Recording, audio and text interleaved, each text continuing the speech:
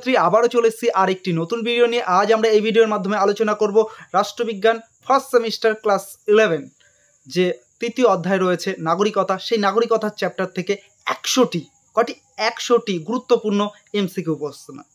এই 100টি প্রশ্ন পড়লেই কিন্তু এখান থেকে একটা প্রশ্নও তোমার মিস যাবে না। তাই তোমাদেরকে বলবো ভিডিওটি সম্পূর্ণ দেখো, দেখলে সমস্ত প্রশ্নের উত্তরগুলো জেনে যাবে এবং কোন প্রশ্নগুলো গুরুত্বপূর্ণ সেই প্রশ্নগুলোও কিন্তু তুমি জেনে যাচ্ছ। চলো তাহলে সম্পূর্ণ ভিডিওটা দেখা যাক। দেখো 1 নম্বর প্রশ্ন, একটি রাষ্ট্রের স্থায়ী বাসিন্দার হলো। অপশান 4টে দেখতে পাচ্ছ, এর মধ্যে কোনটা হতে পারে? দেখো এর মধ্যে অপশান হবে অপশান এ নাগরিক। ওকে, দ্বিতীয় প্রশ্ন রয়েছে অর্থনৈতিক অধিকার ও সামাজিক অধিকার পৌর অধিকারগুলি সুনিশ্চিত করে। দেখো কে সুনিশ্চিত করে? এখানে 4টে অপশান রয়েছে, এর মধ্যে তোমাদের অ্যান্সার হবে অপশান খ রাষ্ট্র। তারপর তৃতীয় প্রশ্ন, নাগরিক শব্দটির উৎপত্তি হয়েছে কোন শব্দ থেকে? নাগরিক শব্দের উৎপত্তি হয়েছে কোন শব্দ থেকে?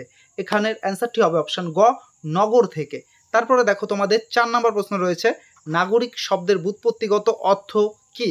দেখো নাগরিক শব্দের ব্যুৎপত্তিগত অর্থ হচ্ছে নগরের অধিবাসী। দেখো কোন অপশানটায় রয়েছে? অপশান কতে আছে।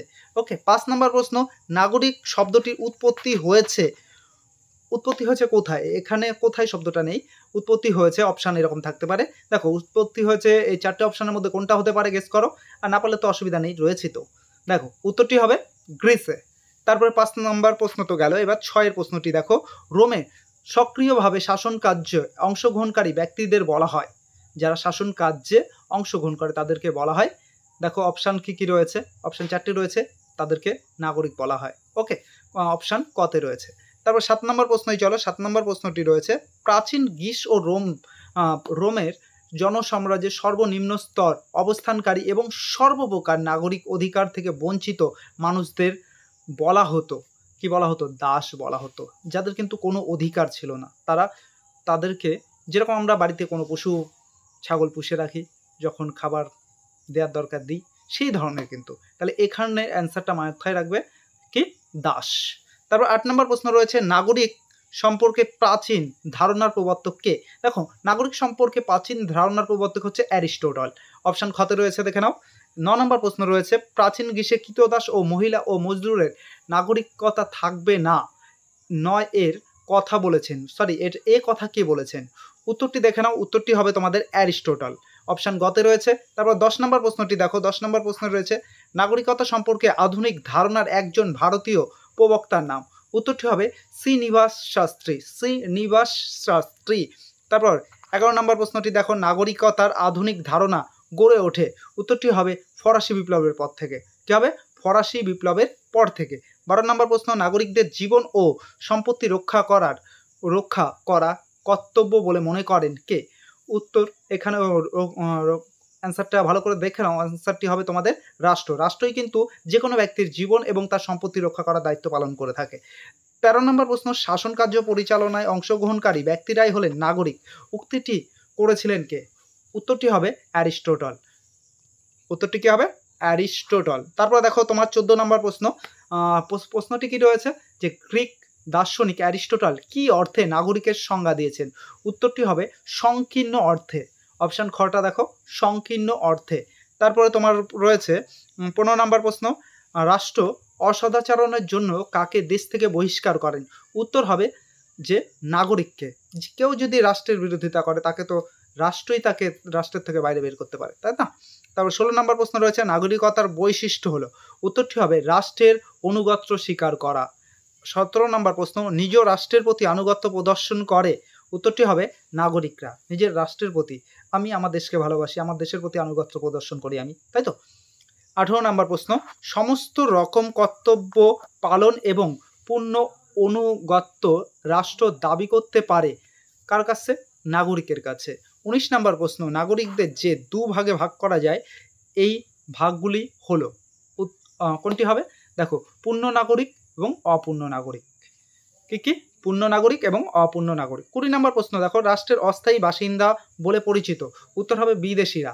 রাষ্ট্রে মানে তুমি যে দেশে বাস করছো সেই দেশের পূর্ণ নাগরিক তুমি, এবং যারা বাইরের থেকে আসছে তারা বিদেশি তো। ওকে, 21 নম্বর প্রশ্ন, ভারতে বসবাসকারী একজন ইংরেজ হলেন। উত্তর হবে বিদেশি।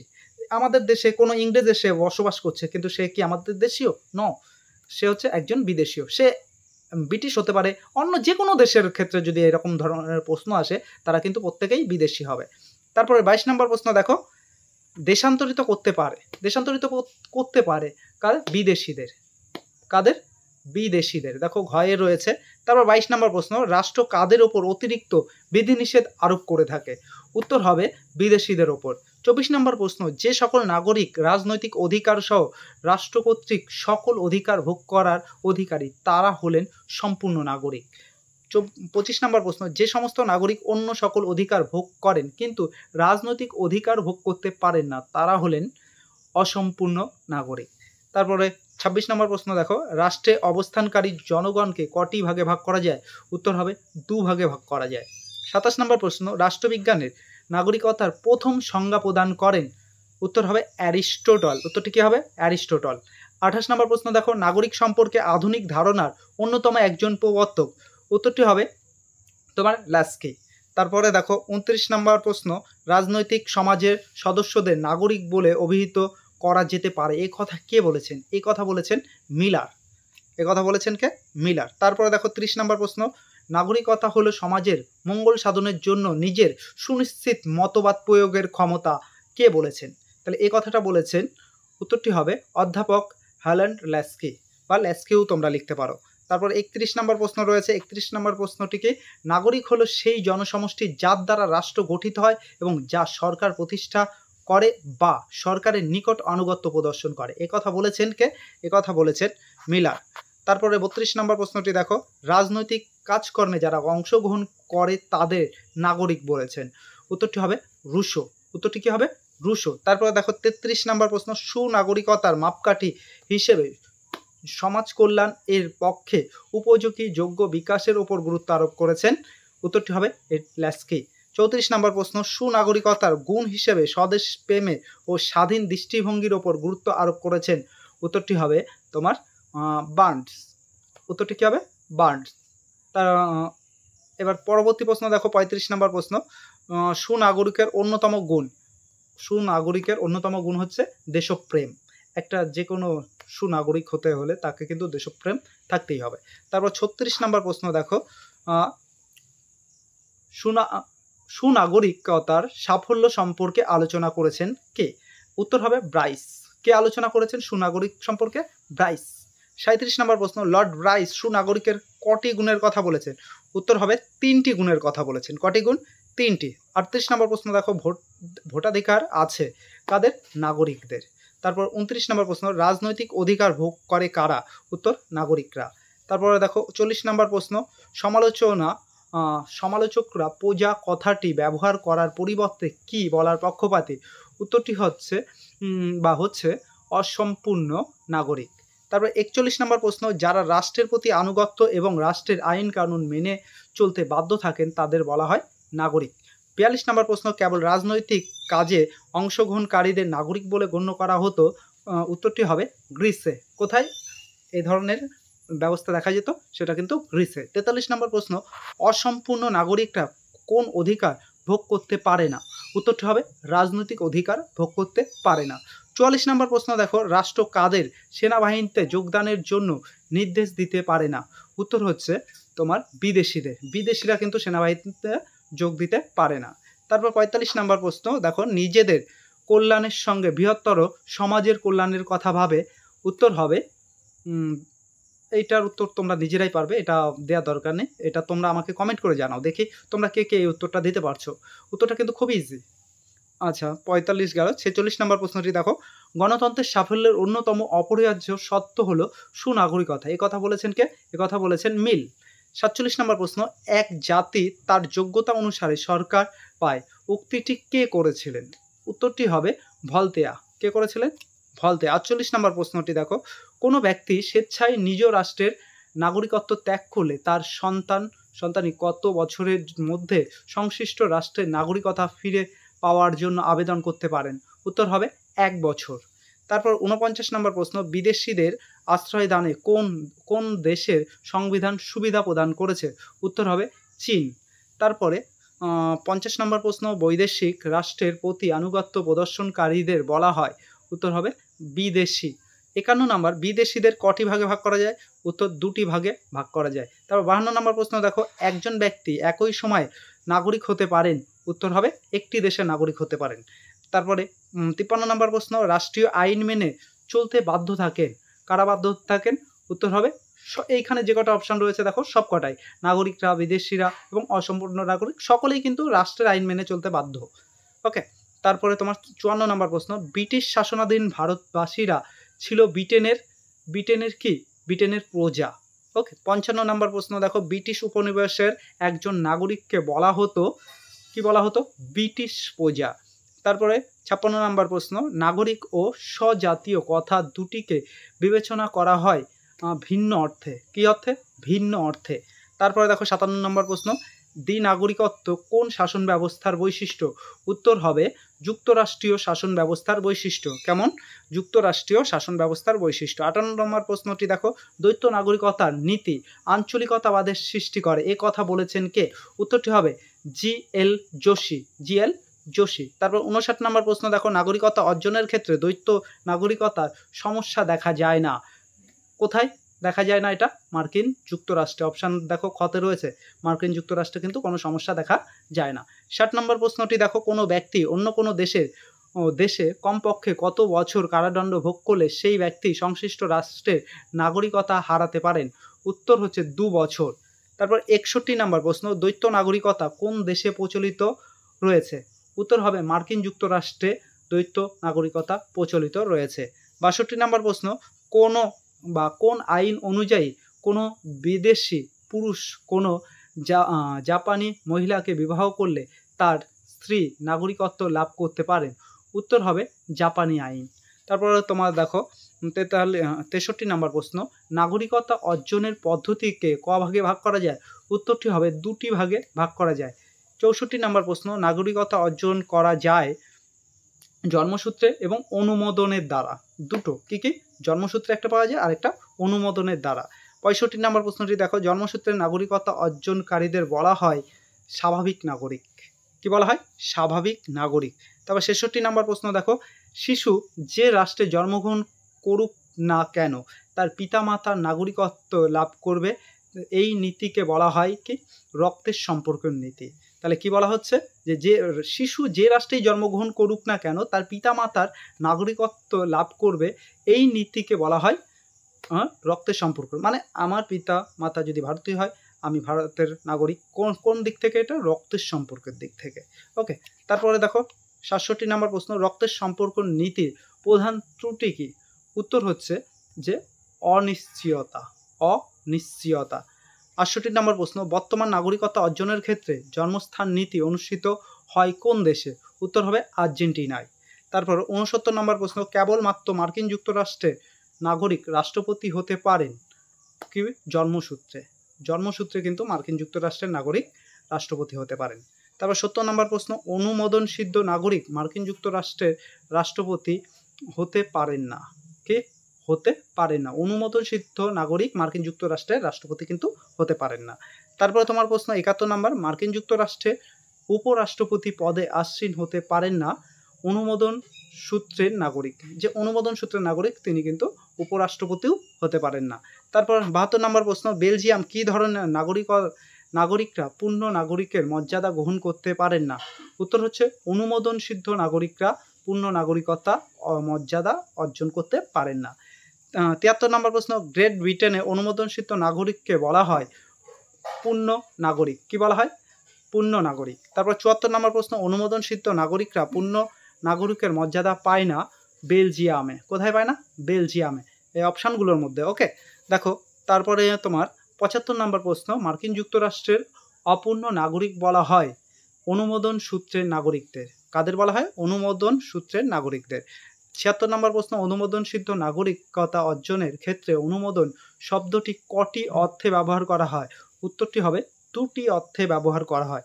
77 নম্বর প্রশ্ন দেখো, সংকীর্ণ অর্থে অনুমোদন প্রচলিত রয়েছে এমন একটি রাষ্ট্রের নাম, উত্তর হবে ভারতবর্ষ।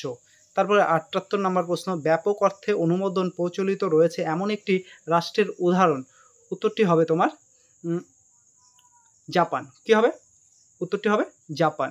তারপরে দেখো 79 নম্বর প্রশ্ন, যে কোনো দেশের মহিলাকে কোনো বিদেশি পুরুষ বিয়ে করলে তিনি সেই দেশের নাগরিকত্ব পাবেন? উত্তরটি হচ্ছে জাপান। কোথাকার নাগরিকত্ব পাওয়া যাবে? জাপানে।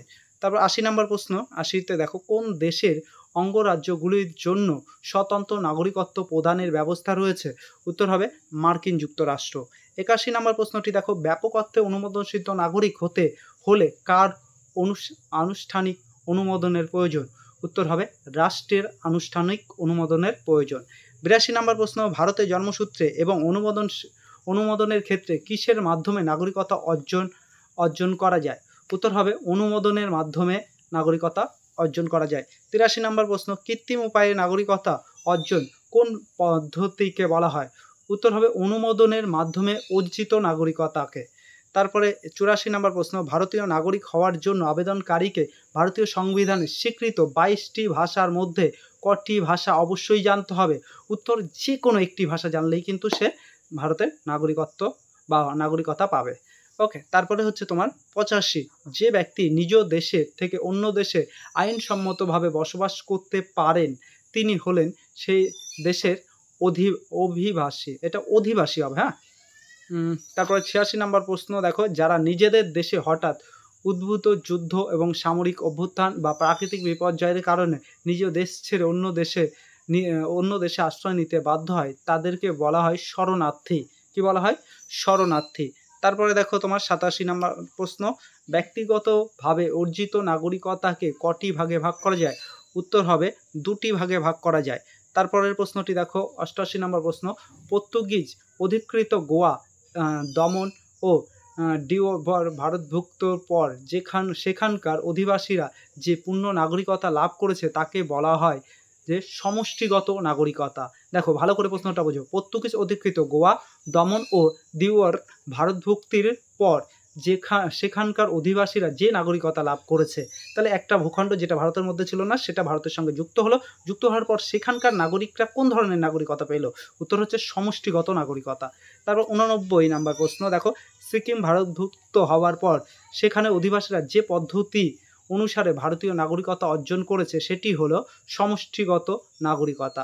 তারপর ৯০ নম্বর প্রশ্ন, কোনো একটি অঞ্চলে বা রাষ্ট্রের সমগ্র জনগণ একটি রাষ্ট্রের নাগরিকতা অর্জন করলে সেই নাগরিকতাকে বলে তোমার সমষ্টিগত নাগরিকতা। তো ৯১ নম্বর প্রশ্ন, অপর কোনো রাষ্ট্রের নাগরিকতা অর্জন না করে কোনো ব্যক্তির নাগরিকতা বিলুপ্তি হলে তাকে বলা হয় রাষ্ট্রহীন ব্যক্তি। কি বলা হয়? তাকে রাষ্ট্রহীন ব্যক্তি। ৯২ নম্বর প্রশ্ন দেখো, জন্মসূত্রে নাগরিকতা অর্জনে কটি নীতি রয়েছে? উত্তর হবে দুটি নীতি রয়েছে। কটি নীতি রয়েছে? দুটি নীতি। ৯৩ নম্বর প্রশ্ন দেখো, ফ্রান্সে কারা পূর্ণ নাগরিকতার মর্যাদা পায় না? উত্তরটি হবে অনুমোদনসিদ্ধ নাগরিকরা। অনুমোদনসিদ্ধ নাগরিকরা যারা অনুমতি নিয়ে সেই দেশের নাগরিক হয়েছে তারা কিন্তু কোনো মর্যাদা পায় না। তারপরে দেখো তোমার ৯৪ নম্বর প্রশ্ন, সমষ্টিগত নাগরিকতার ভিত্তি কি? উত্তর হবে চুক্তি। সমষ্টিগত নাগরিকতার ভিত্তি হচ্ছে চুক্তি। ৯৫ নম্বর প্রশ্নটি দেখো, গুরুতর অপরাধের জন্য কোনো নাগরিকের নাগরিকতা কেড়ে নেওয়া হয় তখন তাকে বলা হয় রাষ্ট্রহীন ব্যক্তি। তাকে কি বলা হচ্ছে? রাষ্ট্রহীন ব্যক্তি। ৯৬ নম্বর প্রশ্নটি দেখো, বাংলাদেশের রাষ্ট্রহীন ব্যক্তি বলা হয় কাকে? উত্তর হবে তোমার তসলিমা নাসরিনকে। কাকে? তসলিমা নাসরিনকে। দেখো এই অপশানগুলোর মধ্যে কিন্তু। ওকে, ৯৭ নম্বর প্রশ্নটি দেখো, কবে ভারতবাসীরা নাগরিকতা অর্জন করে? উত্তরটি দেখে না। উত্তরটি হবে ১৯৫০ খ্রিস্টাব্দে ২৬শে জানুয়ারি। কবে? ১৯৫০ খ্রিস্টাব্দে ২৬শে জানুয়ারি। তারপরে দেখো ৯৯ নম্বর প্রশ্ন, ৯৮ নম্বর প্রশ্ন, ভারতবাসীদের মধ্যে যাদের ভোটাধিকার নেই তাদের বলা হয় কি? তাদের বলা হয় দেশবাসী। দেখো ভারতীয়দের মধ্যে যাদের ভোটাধিকার নেই তাদের বলা হয় দেশবাসী। তারপর ৯৯ নম্বর প্রশ্ন দেখো, ভারতীয় নাগরিকত্বের নিয়মকানুন সংক্রান্ত যাবতীয় ক্ষমতা রয়েছে ক্ষমতা কাকে দেওয়া হয়েছে? উত্তর হবে পার্লামেন্ট। কাকে দেওয়া হয়েছে? পার্লামেন্ট। এবার 100 নম্বর প্রশ্ন বা ১০০ নম্বর প্রশ্নটি, ভারতীয় সংবিধানের কোন অংশে ভারতীয় নাগরিকতা সম্পর্কে আলোচনা করা হয়েছিল? উত্তরটি হবে তোমাদের দেখো দ্বিতীয় অংশে। কোনটি? যে অপশানগুলো রয়েছে তার মধ্যে দ্বিতীয় অংশে। প্রশ্নগুলো কেমন লাগলো অবশ্যই কমেন্ট করে জানিও। আর আমাদের এই চ্যানেলে নতুন হয়ে থাকলে চ্যানেলটিকে সাবস্ক্রাইব করে নিও। কিন্তু এই ধরনের আরও অনেক ভিডিও পাবে। সো তোমরা প্রত্যেকে আমাদের চ্যানেলটিকে চ্যানেলকে সাবস্ক্রাইব করো এবং বন্ধুদের মধ্যে শেয়ার করে দাও, তারাও যেন এই সমস্ত প্রশ্নগুলোর থেকে সুবিধা নিতে পারে। এবং আরও কোন বিষয়ে তুমি এই ধরনের ভিডিও চাও, কোন বিষয়ে তোমার সমস্যা থাকলে কমেন্টের মাধ্যমে জানাতে পারো, আমরা তোমাদের সহযোগিতার জন্য রয়েছি। আবার দেখা হবে তোমাদের সঙ্গে আরেকটি নতুন ভিডিও নিয়ে।